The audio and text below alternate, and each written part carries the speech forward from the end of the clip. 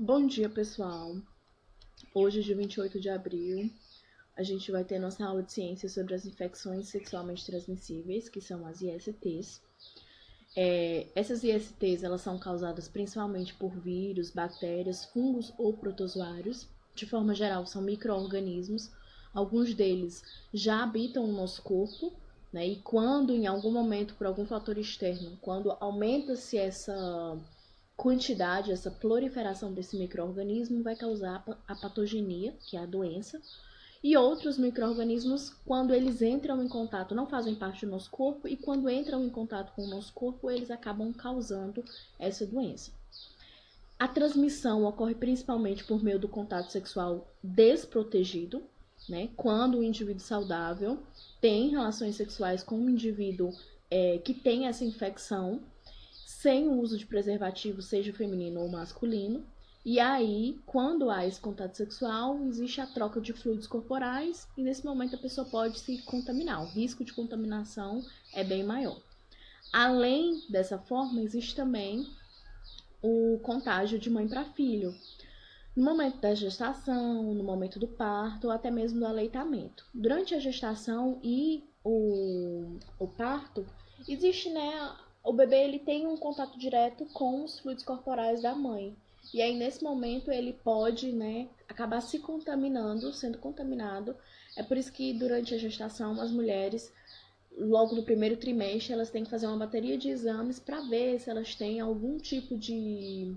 tem alguma IST e, assim, poder tratar já no início para prevenir que o filho venha, né, a ser contaminado também com essa infecção.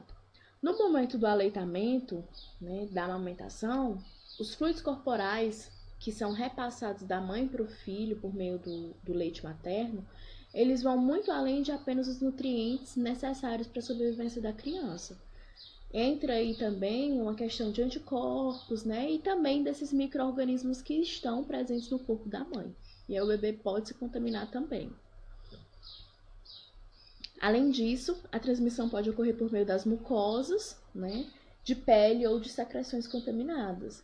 Então, o próprio beijo, né? Ali quando uma pessoa saudável dá um beijinho na outra, né? Ele pode passar esses micro-organismos. Muito cuidado com quem vocês andam beijando por aí, viu? O tratamento dessas doenças, dessas ISTs no caso, muitas vezes não há cura para as infecções sexualmente transmissíveis, mas há um tratamento paliativo. E aí, quando essas pessoas começam a se tratar, né, aumenta a qualidade de vida dessas pessoas e interrompe também a transmissão. Porque algumas dessas infecções, quando o indivíduo começa a se tratar, ela diminui a taxa desse micro-organismo no organismo e diminui também a probabilidade que esse micro-organismo seja repassado para outra pessoa através do contato sexual. O atendimento, o diagnóstico e o tratamento eles são gratuitos pelo SUS. A pessoa que tiver com alguma dúvida, tiver com algum medo, né, tiver apresentar algum sintoma, ver que tem alguma coisa diferente no seu corpo, quiser procurar um atendimento do SUS, pelo SUS a gente consegue fazer esses exames, né, todo o acompanhamento e o tratamento também em si. E aí existe uma grande polêmica, né, que é DST ou IST. Né? Antigamente era usada a denominação DST, que eram doenças sexualmente transmissíveis. E hoje em dia a gente usa a denominação IST. Por que dessa mudança? Porque o Ministério da Saúde, ele determina que doenças apresentam sintomas, né? E as infecções nem sempre vão apresentar sintomas. E é o que acontece. As infecções sexualmente transmissíveis, né? Elas nem sempre as pessoas vão apresentar algum sintoma. Então, pela ausência de sintomas, passou-se a usar a denominação IST a DST, certo? Então, o correto hoje em dia é a gente chamar ISTs.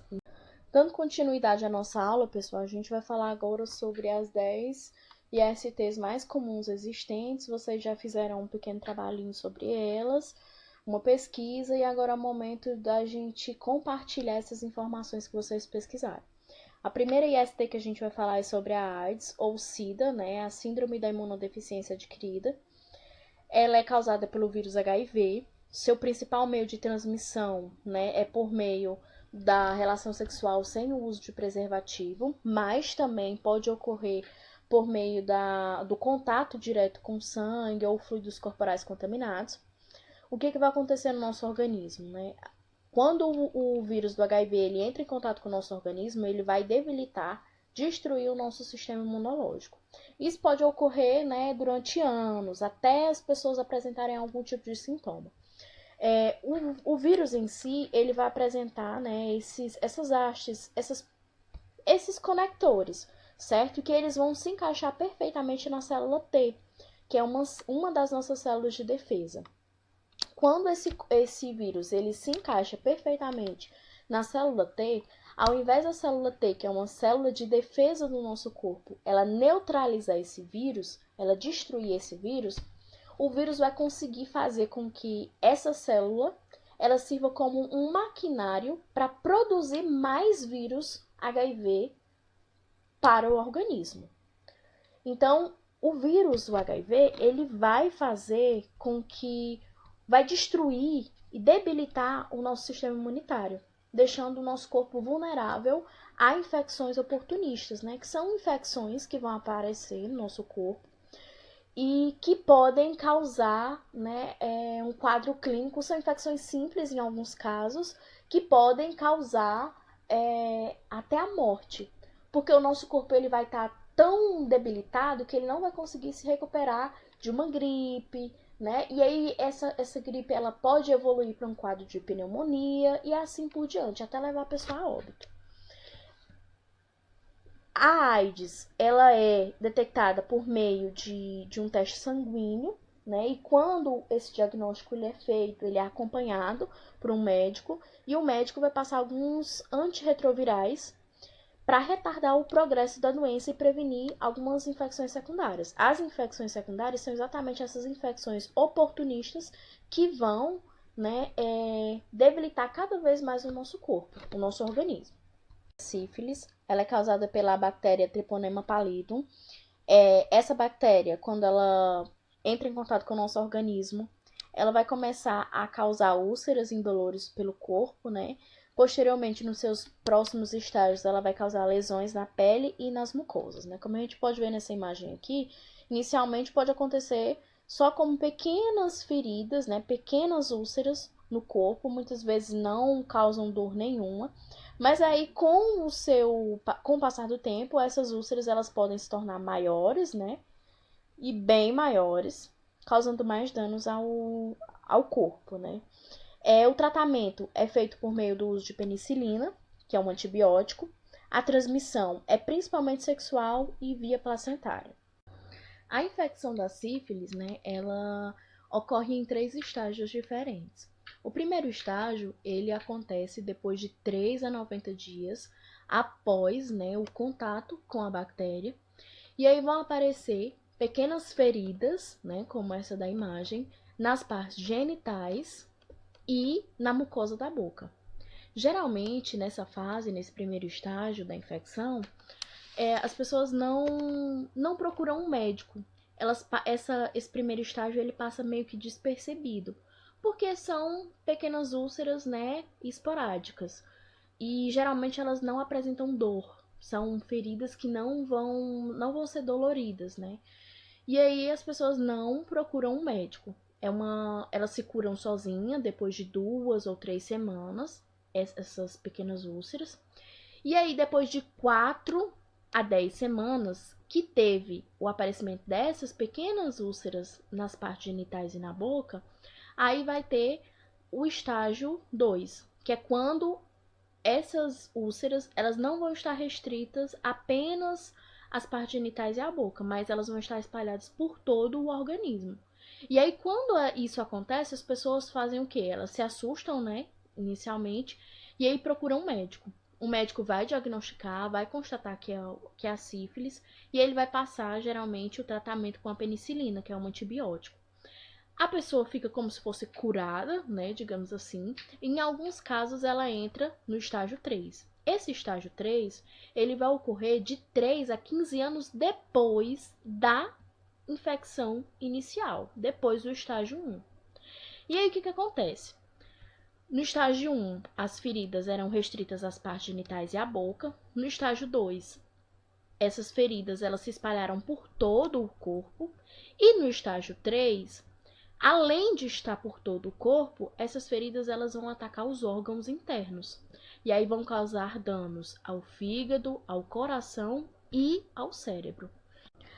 A terceira IST que a gente vai falar é a herpes simples, tem vários tipos, mas a gente focou mais aqui na herpes labial e na herpes genital. Ela é causada por um vírus chamado herpes simples, tipo 2, né? Acontece tanto em homens como em mulheres. Vai causar algumas bolhas dolorosas, sejam essas bolhas nas partes genitais ou na boca ou regiões próximas à boca, como a gente vê aqui na imagem. Essas bolhas elas vão ter como se fosse um líquido dentro. Elas são bastante dolorosas. E quando a pessoa de alguma forma acaba estourando essas bolhas, o vírus e o líquido que está dentro ele vai se espalhar nas regiões próximas, provocando outras bolhas, o aparecimento de outras bolhas. A via de transmissão é pelo contato sexual ou de mucosas, né? Tanto no contato sexual desprotegido como, né, o contato também com mucosas. É por isso que se fala que para evitar, além do uso de preservativo, é importante também, durante o momento da infecção, não compartilhar utensílios como colher, copo, né? Utensílios que têm contato direto com as mucosas. O diagnóstico é feito por um médico, geralmente visual, só em ver o aparecimento, as características dessas bolhas, né? E os sintomas que o paciente vai apresentar, o médico já detecta que é herpes. É uma doença muito comum, né? Uma infecção, no caso, muito comum, e ela é tratada com antivirais.